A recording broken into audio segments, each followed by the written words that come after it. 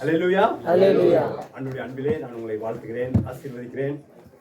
இன்னைக்கு நான் காலையில் தியானம் பண்ணது உங்களோடு பகிர்ந்து கொள்ளலாம்னு சொல்லி நான் பிரியப்படுறேன். இது வந்து எனக்கு ரொம்ப பேச தெரியாது. வசனம் தான் கிரியை செய்யும். வசனத்தை மூலமாக தான் பேசணும், வசனம் தான் கிரியை செய்யணும். அந்த வசனம் கிரியை செய்யணும் ஆண்டு விசுவாசிக்கிறேன். இந்த நாட்களில் கிறிஸ்தவத்தில் உள்ள காரியங்கள் ரொம்ப ஒரு வேதனையை குடிக்கக்கூடிய ஒரு காரியங்களாக இருக்குன்னு எல்லாத்துக்குமே தெரியும், எல்லாம் அறிந்த விஷயம்தான். என் மனதில் பாதித்த சில சம்பவங்கள் உங்களோடு பகிர்ந்து கொள்ள நான் பிரியப்படுறேன். 1901ஆம் ஆண்டு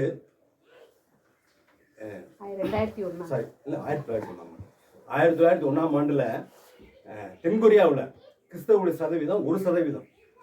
இது நீங்கள் யூடியூப்ல போய் பார்க்கலாம், இதில் கூகுளில் பார்க்கலாம், 1%. ஆனால் இன்னைக்கு தென்கொரியாவில் கிறிஸ்தவருடைய சதவீதம் 31% இருக்காங்க. கிறிஸ்தவர்கள் 31% இருக்காங்க. 1947 இந்தியாவில் கிறிஸ்தவருடைய சதவீதம் 3%. இந்தியாவுடைய கிறிஸ்தவ சதவீதம் 3%.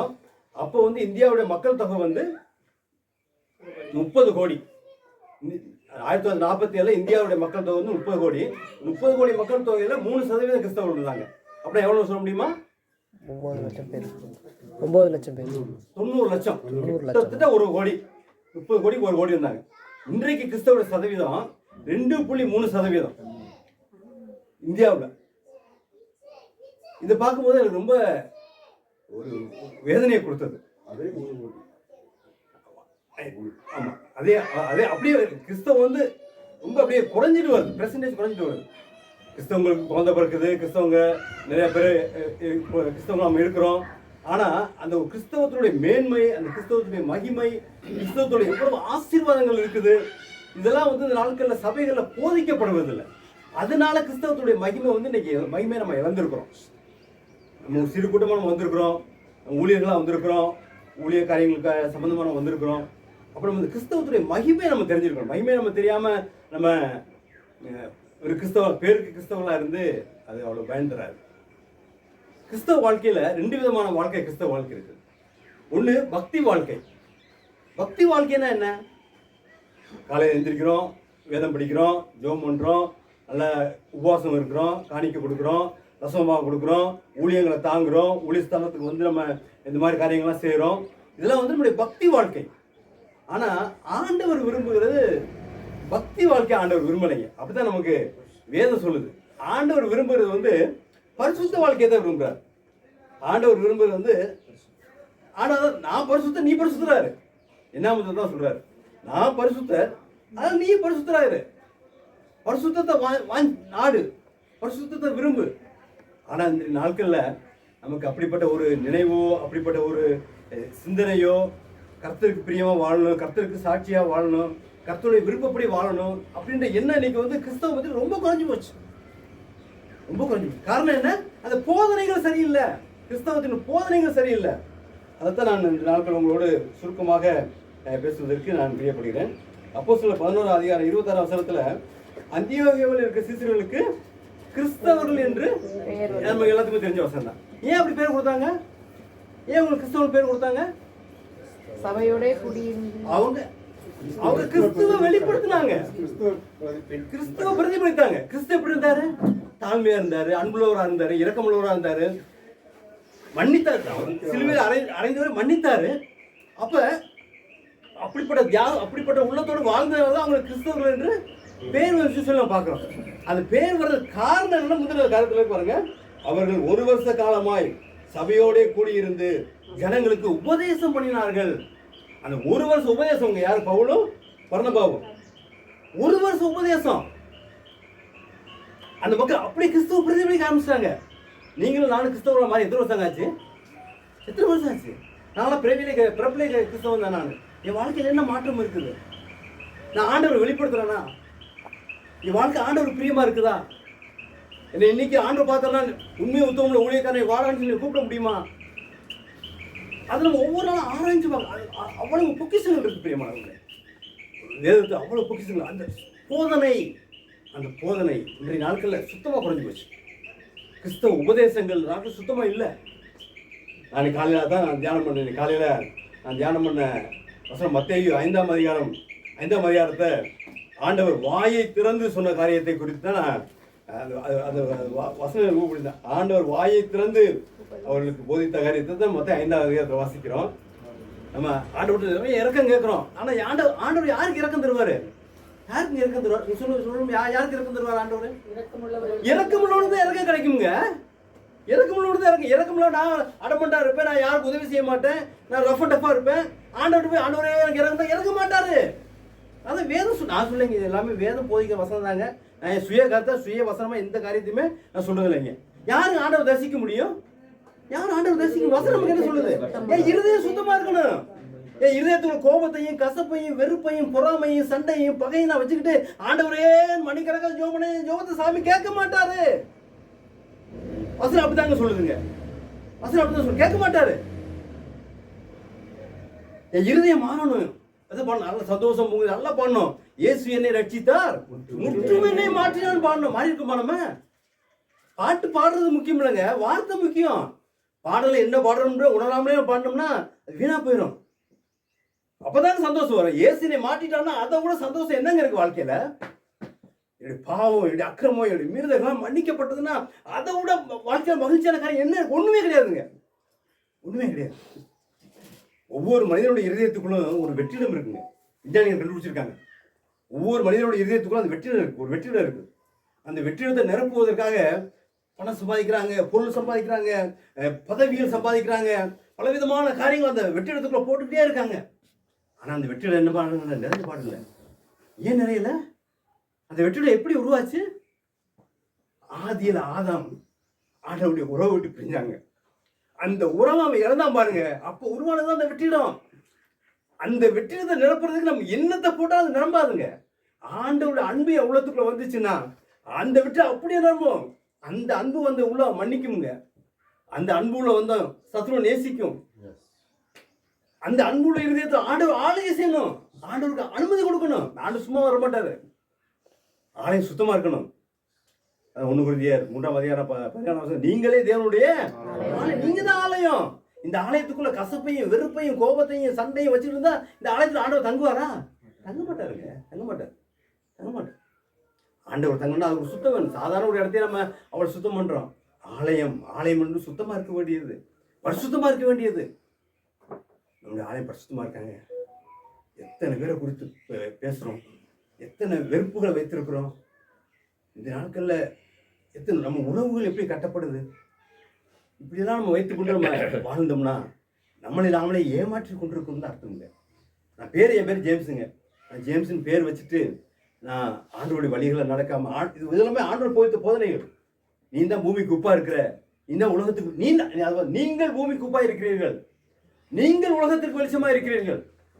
நான் பூமிக்கு உப்பா இருக்கிறேன்னா நான் இந்த உலகத்துக்கு வெளிச்சமா, என்னை பார்க்குறவன் பரவாயில்ல கிறிஸ்தவன் தாங்க, அமைதியா இருக்கான், பொறுமையா இருக்கான், சாந்தமா இருக்கான், நல்ல ஒரு பண்போட வாழ்றான், நல்ல குணங்களை வெளிப்படுத்துறான் அப்படி நம்மளால சொல்ல முடியுமுங்களாங்க?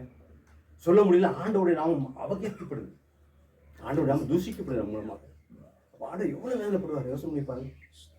நம்ம வாழ்க்கை எவ்வளவு ரொம்ப நாள் செல்லாதுங்க, ரொம்ப நாள் செல்லாது, காலை நீ செல்லாது, எப்போ என்ன வேணாலும் நடக்கலாம். ஆனால் ஆண்டவருடைய உறவு, ஆண்டவருடைய ஐக்கியம், ஆண்டவருடைய பிரசன்னத்தில் நம்ம வாழ்கிற போது நம்முடைய வாழ்க்கை மிகப்பெரிய ஒரு ஆசீர்வாதத்தை நாம் பெற முடியும். பிரியமானவர்களே, அந்தியோகியில் இருக்கிற மக்களுக்கு கிறிஸ்தவர்கள் என்று பெயர் பெறுவதற்கு காரணம் அவருக்கு உபதேசம். இன்றைக்கு உபதேசத்தை கேட்குற யாருக்குமே பிரியம் இல்லை. கொஞ்சம் கோபமாக பேசிட்டோம்னா வெறுப்பாயிடுறாங்க. என்னங்க இப்படி பேசுறாரு அப்படின்னு சொல்லி வெறுப்பாயிடுறாங்க. ஏன்னா அவங்களுக்கு அதை கேட்கறது பிடிக்கல. ஏன் பிடிக்க? அவங்க இன்னும் ஆண்டவருக்குள்ளே வரலைங்க. அதான் உண்மை. ஆண்டவருடைய பிள்ளைகளுக்கு ஆண்டவருடைய வார்த்தை தேனை போல இருக்கும்.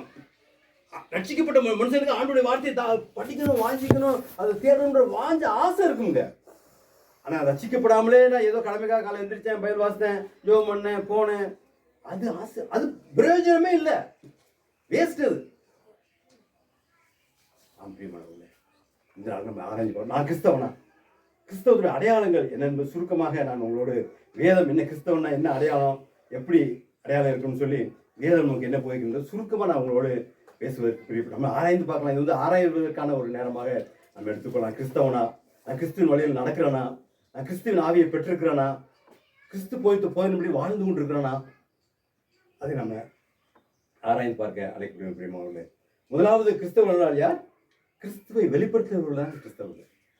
கிறிஸ்து எனக்குள்ள வெளிப்படணும், கிறிஸ்துவை நான் வெளிப்படுத்தணும், அவர்கள் தான் கிறிஸ்தவர்கள் சொல்லி வேதத்தின் அடிப்படையிலே நான் பார்க்கிறேன். இரண்டாவதாக கிறிஸ்துவின் வழியில் நடப்பவர்கள் தான் கிறிஸ்தவர்கள். யார் கிறிஸ்தவர்கள்? கிறிஸ்துவின் வழியில் யார் ஒருத்தர் நடக்கிறாங்களோ அவங்க கிறிஸ்தவங்க. கிறிஸ்து போதித்த போதனையின்படி, கிறிஸ்து காட்டிய வழியின்படி ஒரு மனிதன் நடக்கும்போது தான் அவன் கிறிஸ்தவனாக மாற முடியும். அதனால தான் ஆண்டவர் வாழ்ந்த காலங்களில் இந்த வேத பாரகர் பரிசேயர்களை ரொம்ப கண்டனம் பண்ணார்.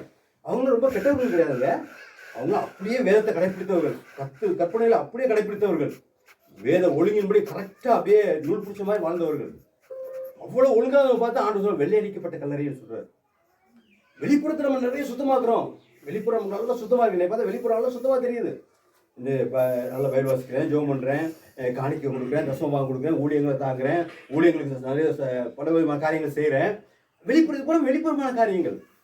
ஆனால் ஆண்டவர் வெளிப்புறத்தை மட்டும் பார்க்கறது இல்லைங்க, உள்ளத்தை பார்க்குறார். உள்ளத்தை பார்க்குறார்.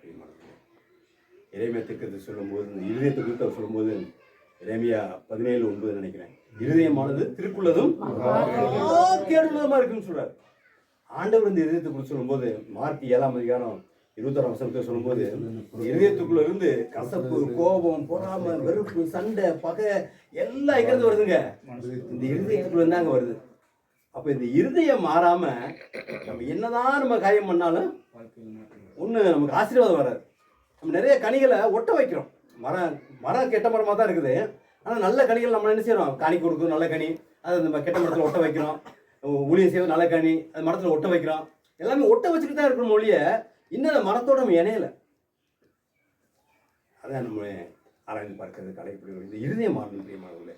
அந்த இருதயம் மாறாம நம்ம என்னதான் செஞ்சாலும் நமக்கு அது ஆசீர்வாதத்தை தராது என்பதுதான் வேதம் போதிக்கின்ற போதனை பிரியமானவர்களே. முதலாவது கிறிஸ்துவை வெளிப்படுத்துகிறவர்கள் கிறிஸ்தவர்கள் சொல்லி நான் பார்த்தோம். இரண்டாவது கிறிஸ்துவின் வழிகளில் நடப்பவர்கள். அதுதான் மத்திய 5:00 எளிமையா இருக்கணும், சாந்தமா இருக்கணும், இரக்கமுள்ளவனா இருக்கணும், இருதயத்தில் சுத்தமுள்ளவனா இருக்கணும், சமாதானம் பண்ணணும், ஒப்புரவாகணும். மத்திய 5:24 ஒப்புரவாகணும், தீமையோடு எதிர்த்து நிற்க கூடாது, சத்ருவை சிநேகிக்கணும். இது பூராமே கிறிஸ்துவை வெளிப்படுத்துறோமா, வாழ்க்கை வெளிப்படுத்த ரொம்ப சிம்பிள். நம்ம ரொம்ப பெரிய யோசிக்க வேண்டியது, இன்னும் நம்ம ஆண்டவருக்குள்ள வரலைன்னு தான் அர்த்தம். இது புறமே நம்ம எக்ஸ்ட்ரா காரியங்கள் ஒட்ட வச்சிருக்கிறோம், கனிகள் ஒட்ட வச்சிருக்கிறோம். ஆனா இன்னும் மரத்துல இருந்து கனி வரலைங்க. மரம் நல்லதுன்னா கனி நல்லதா தான் இருக்கும். மரம் நல்லதுன்னா கனி நல்லதா தான் இருக்கும். மரம் கெட்டதுன்னா கனி கெட்டதா தான் இருக்கும். நல்ல மரமா கெட்ட மரமா நமக்கே தெரியும். நம்ம போய் நம்ம போய் சர்ச் பண்ண வேண்டிய அவசியம் நமக்கே தெரியும். மூன்றாவது யார் கிறிஸ்தவன்னா, கிறிஸ்துவின் ஆவியை பெற்றவர். ரோமர் 8:9 யார் கிறிஸ்துவின் ஆவியை பெறலையோ அவர்கள் கிறிஸ்துவின் உடையவர்கள் அல்லன்னு சொல்லி நமக்கு வேதம் போதிக்கிறது பிரியமானவர்களே. யார் ஒருவர் கிறிஸ்துவின் ஆவியை பெற்றிருக்கிறாங்களோ அவர்கள் கிறிஸ்தவர்கள். நம்ம கிறிஸ்துவின் ஆவியை பெற்றிருக்கிறோமா? கிறிஸ்துவின் ஆவி இருந்தா நம்ம வாழ்க்கையில் தாழ்மை காணப்படுங்க. கிறிஸ்துவின் ஆவி நம்மளுக்கு அன்பு காணப்படும். இதெல்லாம் இது வந்து நம்மளா சுய முயற்சியில் உருவாக்குற காரியம் அல்ல. கிறிஸ்து எனக்குள்ள வரணும். அதுதான் நம்ம 2 கொரிந்தியர் 5:17 பார்க்கின்ற பொழுது, ஒரு கிறிஸ்துக்குள் இருந்தால் அவன் புது சிருஷ்டியா மாறிடுறான். கிறிஸ்தியனுக்குள்ள வந்துட்டான்னா மாறி, என் பழைய வாழ்க்கை அப்படியே மாறுதுங்க. வசனம் அப்படிதான் சொல்லுது, என் வாழ்க்கை மாறி இருக்கா. பழைய பாவமான காரியங்கள் தான் என்ன செஞ்சுக்கிட்டு இருக்கேன்னா, இன்னும் எனக்குள்ள அடுத்தவனுக்கு கொடுத்த வெறுப்பு, கசப்புலாம் என் உலகத்துக்குள்ள தங்கியிருக்கா. அப்போ நான் இன்னைக்கு கிறிஸ்துக்குள்ள வரலைன்னு தான் அர்த்தங்க. இப்பயும் ஒன்றும் தப்பு கிடையாது, நம்ம ஒப்பு கொடுத்துடலாம், ஒன்றும் பிரச்சனை இல்லை. இன்னும் நமக்கு ஆண்டவர் கிருபையா கொடுத்துருக்குற ஒப்பு கொடுத்துடலாம். அது ஒரு மிகப்பெரிய ஆசீர்வாதம் பிரியமானவர்கள். அதுல மிகப்பெரிய ஒரு சந்தோஷம் இருக்குது. அதான் நம்ம வேதத்தில் பார்க்கணும் பிரியமானவர்களே. மத்தேயு 5:45 பார்க்கிற போது அந்த வசனத்தை கூட வாசிக்கலாமா? மத்தேயு 5:45. இப்படி செய்வதனால் நீங்கள் பரலோகத்தில் இருக்கிற உங்கள் பிதாவுக்கு புத்திரராய் இருப்பீர்கள். இப்படி செய்வதனால் உங்கள் பரலோகத்தில் இருக்கிற பிதாவுக்கு நீங்கள் எப்படி செய்வதனால் முன்னாள் வசனத்தை வாசிங்க. நான் உங்களுக்கு சொல்லுகிறேன், ஆண்டவர் சொல்ற வார்த்தை இது. உங்கள் சத்துருக்களை சிநேகியுங்கள், உங்களை சபிக்கிறவர்களை ஆசீர்வதியுங்கள், உங்களை பயக்கிறவர்களுக்கு நன்மை செய்யுங்கள், உங்களை நிந்திக்கிறவர்களுக்காக விண்ணுலக மேன்மையெல்லாம் தொடர்ந்து இந்த பூமிக்கு வந்து எனக்காக ரத்த சிந்தி என்னை மீட்டவர். நான் இன்னும் அவமானப்படுத்தி இருந்தேன்னா ஆண்டவர் என்னை சும்மா விட மாட்டார். மாறாங்க பார்க்கணுமா? நான் கிறிஸ்தவனா, கிறிஸ்துவை வெளிப்படுத்துகிறேனா, கிறிஸ்துவின் வழியில் நடக்கிறேனா, கிறிஸ்துவின் ஆவியை நான் பெற்றிருக்கிறேனா என்று நம்ம ஆராய்ந்து பார்ப்பதற்கு இந்த நேரத்தை நம்ம அர்ப்பணிக்க நான் ஆண்டவருடைய பாதத்துல வைக்கிறேன். இன்னும் ஒரே ஒரு காரியத்தை சொல்லி நான் முடிச்சு. ஏன்னா கிறிஸ்தவனா இருந்தால் நமக்கு என்ன நன்மை, அது ஒரு முக்கியமான காரியம். எதுவுமே வந்து ஒரு ஒரு நமக்கு நன்மை இல்லைன்னா அதுல வேஸ்டா நம்ம செய்ய முடியாது. கிறிஸ்துவை வழியில் நடக்கிறதுனால என் வாழ்க்கையில் என்னங்க நன்மை? எபேசியர் 2:8 ஆண்டவர் எனக்கு கிருபை கொடுத்துருக்காங்க, வெளியேறப்பட்ட ரட்சிப்பு கொடுத்துருக்க, கிருபையினாலே விசுவாசத்துக்கு நான் ரட்சிக்கப்பட்டிருக்கிறேங்க. ரட்சிப்புனா என்னங்க? விடுதலை. எதிலிருந்து விடுதலை? பாவத்திலிருந்து, சாபத்திலிருந்து, பிசாசின் ஆளுகிலிருந்து என்ன விடுவிச்சிருக்காங்க. எனக்கு அந்த நிச்சயம் இருக்குங்க, எனக்கு அந்த நிச்சயம் இருக்கு. வாழ்க்கையில் பாவம் மேற்கொள்ள முடியாது, தவறு செய்யலாம், ஆனா பாவம் என்னை மேற்கொள்ள முடியாது. ஏன்னா ஆண்டோட ஆளுகைக்குள்ள நான் இருக்கேன், ஆண்டோட கட்டுப்பாட்டுக்குள்ள இருக்கேன். பாவம் என்னை மேற்கொள்ள முடியாது. அதனால எனக்கு என்ன கிடைக்குது? ரட்சிப்பு கிடைக்கும், பாவத்திலிருந்து விடுதலை கிடைக்குது. ரோமர் 5:21 பார்க்கின்ற பொழுது எல்லாரும் பாவம் செய்து தேவ மகிமை இழந்து போனோம், ஆனா அந்த பாவத்திலிருந்து இயேசு கிறிஸ்து விடுதலை கொடுத்திருக்காங்க. இது ஒரு மிகப்பெரிய நான் கிறிஸ்தவனா வாழ்வதனால எனக்கு நன்மை. அதனால பாவத்தில் விழுந்தனால என்ன கிடைக்குது? பரிசுத்தமா வாழ முடியுது. அதனால எனக்கு என்ன கிடைக்குது? நித்திய ஜீவன் கிடைக்குது. இன்னைக்கு நான் மரித்து போனாலும் எனக்கு நித்திய ஜீவன் உண்டுன்னு சொல்லி நான் நித்தியமாய் ஆண்டோட வாழ்ற விசுவாசம் எனக்கு இருக்கு. பிரியமானவர்களே, நமக்கு இருக்கணும். அதுதான் மிகப்பெரிய ஒரு ஆசீர்வாதம். பிரியமானவர்களே, கிறிஸ்துவனாய் வாழ்வதனால நான் கிருபையினால விசுவாசத்தை கொண்டு ரட்சிக்கப்பட்டிருக்கிறேன், பாவத்திலிருந்து விடுதலை இருந்திருக்கிறேன், பரிசுத்தமா வாழ்ந்து கொண்டிருக்கிறேன், பரிசுத்தத்தை நோக்கி போய் கொண்டிருக்கிறேன். ஒவ்வொரு நாள் ஒவ்வொரு நேற்றைய வாழ்க்கை எப்படி இருந்துச்சு, இன்னைக்கே வாழ்க்கை எப்படி இருக்கு, ஒவ்வொரு நாள் ஆண்டவரை நோக்கி போய் கொண்டிருக்கணும். அதான் கிறிஸ்தவ வாழ்க்கை. தேங்கிட்டோம்னா நம்ம அப்படியே இருந்து விடுவோம். பிரியமானவர்களே, அதான் அது மட்டும் இல்ல, சமாதானத்தை தர. நேற்று அண்ணன் பசங்க சொன்னாங்க, சமாதானத்தை தர. ஆண்டவரை ஏற்றுக்கொள்ள உள்ளத்துக்குள்ள மிகப்பெரிய சமாதானம், உலகம் தர முடியாத, மீண்டும் எடுத்துக்கொள்ள முடியாத சமாதானம். அந்த சமாதானத்தை யாரும் எடுக்க முடியாது. இது ஆண்டவரை பெற்றதுனால, ஆண்டுடைய கிறிஸ்தவனாய் வாழ்ந்ததுனால எனக்கு கிடைச்ச மிகப்பெரிய பாக்கியம். பிரியமானவர்களே, அது மட்டும் ஆண்டவர் சொல்றாரு மத்தேயு 11:28 வருத்தப்பட்டு பாரம் சுமக்கிறியா, என்கிட்ட வா, நான் உனக்கு இளைப்பாறுதல் தர்றேன். ஆண்டவருடைய அழைப்பு. பிரியமானவர்களே, என்னுடைய பாரத்தை, என்னுடைய பாவத்தை, என்னுடைய பாரத்தை அவர் மேல வைக்க முடியும். அவர் எனக்கு இளைப்பாறுதல் தருவாரு. நான் கிறிஸ்தவனா இருக்கனால நான் இளைப்பாறுதல் அடைய முடியும். பிரியமானவர்களே, அப்படிப்பட்ட ஆசீர்வாதத்தை ஆண்டவர் தருவார். அது மட்டுமல்ல, நல்ல குணங்களோடு வாழ முடியும். ஆவியின் கனி எனக்குள்ள உருவாகும். எப்போ உருவாகும்? ஆண்டவர் எனக்குள்ள வந்தா உருவாகும். ஆவியின் கனி நான் கிறிஸ்தவ வாழ்றதான கிடைக்கிற. பிரியமானவர்களே, அது மட்டும் கவலைகள் மறைகிறது. பிலிப்பியர் 4:6 பார்க்கும்போது கவலைகள் மறைகிறது. அவரை நீ விசாரிக்கிறபடியால் உங்கள் கவலைகள் எல்லாம் அவர் மேல் வைத்திருங்க. நீ ஒன்று வசனம் தெளிவா சொல்லி. பிரியமானவர்களே, என் கவலைகளை மாற்றுகிறார், என் வேதனைகளை மாற்றுகிறார். அது மட்டுமல்ல, எல்லாவற்றுக்கும் மேலாக 1 யோவான் 2:25 ஆண்டவர் கொடுத்த மிகப்பெரிய வாக்கு தத்தம், நித்திய ஜீவனை அளிப்பேன் என்பதை அவர் நமக்கு தந்த வாக்கு தத்தம். மரணத்திற்கு நித்திய காலமாக நம்ம ஆண்டவருடைய உறவிலே வாழ முடியும். பிரியமானவர்களே, இப்படிப்பட்ட சாக்கியத்தை நம்முடைய வாழ்க்கையை பெற்றிருக்கிறோமா? அது ஒரு மிகப்பெரிய முக்கியமான கேள்வி. பிரியமானவர்களே, நம்ம ஆராய்ந்து பார்க்கலாமா? நம்ம ஆண்டவருக்கு ஒப்பு கொடுக்கலாமா? நம்மை அர்ப்பணிப்போம்.